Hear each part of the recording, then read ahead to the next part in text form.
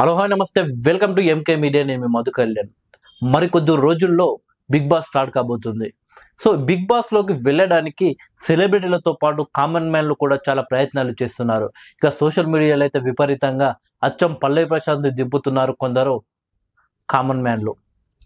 నిజానికి big boss లో ఎవరైనా సక్సెస్ అయితే చాలు, అదే ఆ ఫీల్డ్ కు సంబంధించిన వ్యక్తులు కూడా అలాగే ఆయనను ఇన్స్పిరేషన్ గా తీసుకొని మేము కూడా అక్కడికి వెళ్ళాలని ప్రయత్నాలు చేస్తుంటారు. సేమ్ ప్రస్తుతం పరిస్థితి కూడా అలానే ఉంది. కానీ అందరూ అనుకున్నట్టు ఈసారి బిగ్ బాస్ 8 లో కామన్ మ్యాన్ కి మాత్రం అవకాశం ఇచ్చే ఆలోచనలో మాత్రం బిగ్ బాస్ యాజమాన్యం లేదనే తెలుస్తుంది. దానికి ప్రధాన కారణం పల్లవి ప్రశాంత్ చేసిన ఒక చీటింగ్ మోసం అని చెప్పవచ్చు. ఒక కామన్ మ్యాన్ గా అన్నా ఒక అవకాశం ఇవ్వండి, అన్నా ఒక అవకాశం ఇవ్వండి అని చెప్పేసి ఇన్స్టాగ్రామ్ లో రీల్స్ చేసుకుంటూ కనిపించిన ప్రతి సెలబ్రిటీ దగ్గరికి వెళ్ళి నాకు సపోర్ట్ చేయండి అని అందరితో రీల్స్ చేసి ఆఖరికి ఇన్స్టాగ్రామ్ లో బీభత్సమైన ఫాలోవర్స్ సంపాదించి ఎట్టకేలకు బిగ్ బాస్ యాజమాన్యం యొక్క పనుల్లో పడి ఎట్టకేలకు అన్నపూర్ణ స్టూడియోలో ఉన్న బిగ్ బాస్ హౌస్ కి పల్లవి ప్రశాంత్ వెళ్ళడం జరిగింది. మొదటి వారంలోనే మేము ఎన్నో సంవత్సరాలకు వెళ్ళి కష్టపడుతున్నా కానీ మాకు ఎలాంటి ఫాలోయింగ్ రాలేదు. ఇతను ఏ కష్టం పడకుండా కేవలం బిగ్ బాస్ లోకి వెళ్ళాలనే కోరిక ఉంది. ఒక రైతు బిడ్డ అని ఒక సెంటిమెంట్ తో రీల్స్ చేసి బిగ్ బాస్ హౌస్ లోకి వచ్చాడు. ఎంతో మంది అభిమానులను ఫాలోవర్స్ సంపాదించుకున్నాడనే ఒకే ఒక కోపంతో అప్పుడు హౌస్ లో ఉన్న కొందరు కంటెస్టెంట్లు పల్లవి ప్రశాంత్ ని టార్గెట్ చేసి పల్లవి ప్రశాంత్ పై కావడం జరిగింది. ఆ సందర్భంలో అందరూ కలిసి నన్ను కావాలని టార్గెట్ చేశారని పల్లవి ప్రశాంత్ ఒక సింపతి క్రియేట్ చేశాడా లేక అది ఆయన లోపల నుండి వచ్చిన భావోద్వేగం అది తెలియదు కానీ ఆ రోజు మాత్రం ఉపయోగించడం జరిగింది. దాంతో సెలబ్రిటీలు ఉన్న చోట కామన్ మ్యాన్ ఉండలేడా, ఉండనివ్వరా, అందరు అలా టార్గెట్ చేసి ఒక మనిషిపై పడిపోతారా అనే ఒక కారణంతో బిగ్ బాస్ ఫ్యాన్స్ అంతా పల్లవి ప్రశాంత్ కి సపోర్ట్ చేయడం జరిగింది. ఆ తర్వాత ఎన్నో టాస్కుల్లో కావచ్చు, వీళ్ళు దొరికిన ప్రతి చోట ఒక రైతు బిడ్డ అని ఒక సెంటిమెంట్ అయితే పల్లవి ప్రశాంత్ తీసుకురావడం జరిగింది. పలు సందర్భాల్లో అయితే నాకు ఈ బిగ్ బాస్ హౌస్ లో నేను గెలవకపోయినా కానీ నేను వెళ్ళి నా పొలములనే పని చేసుకుంటాను, నాకు ఒకవేళ అమౌంట్ ఏదైనా బిగ్ బాస్ నుండి వస్తే అది రైతులకే నేను ఇస్తాను, రైతులకే కష్టాల్లో ఉన్న రైతులను ఆదుకుంటాను అని పలు సందర్భాల్లో బిగ్ బాస్ హౌస్ లో చెప్పాడు పల్లవి ప్రశాంత్. ఆ తర్వాత బిగ్ బాస్ విన్నర్ గా పల్లవి ప్రశాంత్ విజయం సాధించడం జరిగింది. ఆ తర్వాత నాగార్జున గారి సాక్షిగా ప్రైజ్ మనీ తీసుకుంటూ ఈ పైసలు నాకు కాదు, నేను కేవలం రైతు బిడ్డగా ఇందులోకి వచ్చాను అంటే మొత్తం ప్రపంచంలో కావచ్చు తెలుగు రాష్ట్రాల్లో ఉన్న రైతుల నుండి ఒక రైతుగా అంటే అందరి తరపున ఒక రైతుగా నేను హౌస్ లోకి రావడం జరిగింది. ఈ డబ్బు కోసం కాదు నేను వచ్చిందని చెప్పి ఆ డబ్బుని కష్టాల్లో ఉన్న రైతులకు నేను ఇస్తాను అని పల్లవి ప్రశాంత్ చెప్పడం జరిగింది. పల్లవి ప్రశాంత్ గెలుచుకున్న అమౌంట్ రైతులకు ఇవ్వాలని కానీ రైతులకు తప్పకుండా నువ్వు చేయాలి ఏదో ఒక మంచి అని కానీ ఏ బిగ్ బాస్ ఫాలోవర్ కావచ్చు పల్లవి ప్రశాంత్కు ఓటేసిన ఏ వ్యక్తి కూడా అనలేదు. కానీ పల్లవి ప్రశాంత్ తనంతటా తానే ముందుకు వచ్చి నాకు డబ్బులే వద్దు, ప్రజలకే పంచుతాను, రైతులకే పంచుతానని చెప్పాడు. కానీ పల్లవి ప్రశాంత్ ప్రైజ్ మనీ గెలుచుకొని బయటికి వచ్చిన తర్వాత ఏం చేశాడు? ఎవరికన్నా సహాయం చేశాడా? ఏ రైతుకన్నా సహాయం చేశాడా? ఏకంగా ఆయన గెలిచిన తర్వాత తీస్తున్న ర్యాలీలో ఒక మీడియా మిత్రుడు అడిగితే ఈ అమౌంట్ తో నువ్వు ఎంతమందికి చేయగలవు, కొందరికే చేయగలుగుతావు కదా, మరి అందరు రైతులు కష్టాల్లో ఉన్నారు అడిగితే మరి నన్ను సీఎం చేయరు, ఎమ్మెల్యే చేయరని పెద్ద పెద్ద మాటలు మాట్లాడిన పల్లవి ప్రశాంత్ ఆ రోజు. కానీ ఇప్పుడు పల్లవి ప్రశాంత్ జాడకెళ్ళాడు. మంచి ఒక కారు కొనుక్కొని మంచి హాయిగా అందులో హైఫైగా తిరుగుతూ గెలుచుకున్న డబ్బును అనుభవిస్తున్నాడు. సరే, ఆయన గెలుచుకున్న డబ్బులు ఆయన అనుభవించక ఇంకెవరు అనుభవిస్తారు? సో ఆయన కష్టపడ్డ సొమ్మది. కానీ ఆ కష్టానికి హెల్ప్ చేసింది రైతు బిడ్డ అని సెంటిమెంట్ వేసి మరొక common man Bigg Boss house లోకి వెళ్లకుండా చేశాడు పల్లవి ప్రశాంతంలో.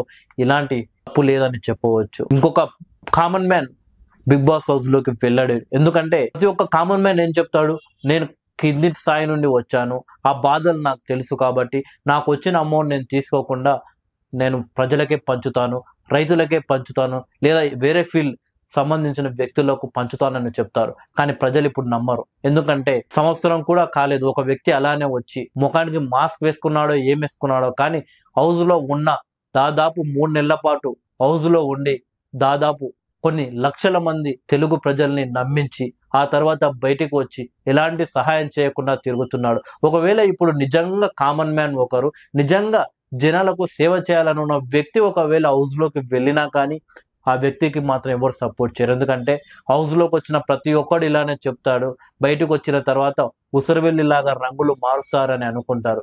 సో బిగ్ బాస్ యాజమాన్యం కూడా ఈసారి కామన్ మ్యాన్ కి సంబంధించిన వ్యక్తిని ఎవరైతే ఉన్నారో బిగ్ బాస్ హౌస్లోకి తీసుకురావద్దు అని బిగ్ బాస్ యజమాని ఆలోచిస్తున్నట్టు తెలుస్తుంది. ఒకవేళ అలా తీసుకువచ్చినా కానీ ఎలాంటి ఫలితం ఉండదు, ఎందుకంటే జనాలు నమ్మరు.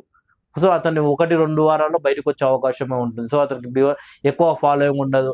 మళ్ళీ కామన్ మ్యాన్ అనగానే సింపతి అనేది జనాలలో రాదు. సో అందుకని పల్లవి ప్రశాంత్ చేసిన ఒక తప్పు వల్ల మరి ఏ ఇతర కామన్ మ్యాన్ కూడా బిగ్ బాస్ హౌస్ లో అవకాశం వచ్చే ఛాయిస్లు మాత్రం కనిపించడం లేదు. మనం చూసుకుంటే అంటే ఒకవేళ కామన్ మ్యాన్ అనే వ్యక్తి అల్లకు వెళ్ళినా కానీ అది కామన్ మ్యాన్ కేటగిరీ కాదు. ఎందుకంటే ఇప్పుడు పల్లవి ప్రశాంత్ కామన్ మ్యాన్ ఏం వెళ్ళలేదు.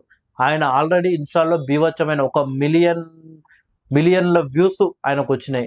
ఫాలోవర్స్ కూడా బీభత్సంగా ఉన్నారు ఇన్స్టాగ్రామ్ లో, యూట్యూబ్ లో. సో అతను ఒక Instagram, YouTube social media influencer అని చెప్పవచ్చు. ఆ విధంగానే తీసుకున్నారు. బట్ అది కామన్ మ్యాన్ అని బాగా పోర్ట్రేట్ అయిపోయింది జనాల్లో. సో ఆ విధంగా ఆయన వెళ్ళడం జరిగింది. అంతకు ముందు మనం చూసుకుంటే ఆదిరెడ్డి బిగ్ బాస్ రివ్యూవర్, ఆయన కూడా కామన్ మ్యాన్ కేటగిరీ అని చెప్పి తీసుకున్నా కానీ ఆయన అప్పటికి ఒక మంచి Bigg Boss reviewer. Bigg Boss చూసిన ప్రేక్షకులందరికీ సుపరిచితమైన పేరు ఆదిరెడ్డి. సో ఆదిరెడ్డి పల్లవి ప్రశాంత్ దాకా నన్ను బిగ్ బాస్ లోకి తీసుకొని అలా ఆడతా ఇలా ఆడతా నన్ను తీసుకొని అడుక్కొని అయితే పోలేదు. ఆదిరెడ్డి దాదాపు 10-15 వేలకేమో ఒక దగ్గర జాబ్ చేస్తుంటే ఇంద్రాబాబి కర్మ అనుకొని ఒక రోజు అనుకోకుండా బిగ్ బాస్ రివ్యూ చెప్తే బై లక్కుల ఒక కొన్ని వ్యూస్ అతనికి ఒక చెప్పుకోదగ్గ వ్యూస్ రావడంతో కంటిన్యూ చేసి దాదాపు 5-7 సంవత్సరాల్లో కష్టపడితే అప్పుడు ఆదిరెడ్డి బిగ్ బాస్ హౌస్ లోకి వెళ్ళడం జరిగింది. ఆ తర్వాత ఆదిరెడ్డి బాగానే ఆడి కొన్ని వారాల పాటు, అంటే లాస్ట్ ఒక 2 వారాల ముందే బయటికి రావడం జరిగింది. సో మొత్తానికి ఆదిరెడ్డి కప్పు కొట్టలేదు కాబట్టి మనం ఆయన గురించి ఎక్కువ మాట్లాడుకోవడం లేదు.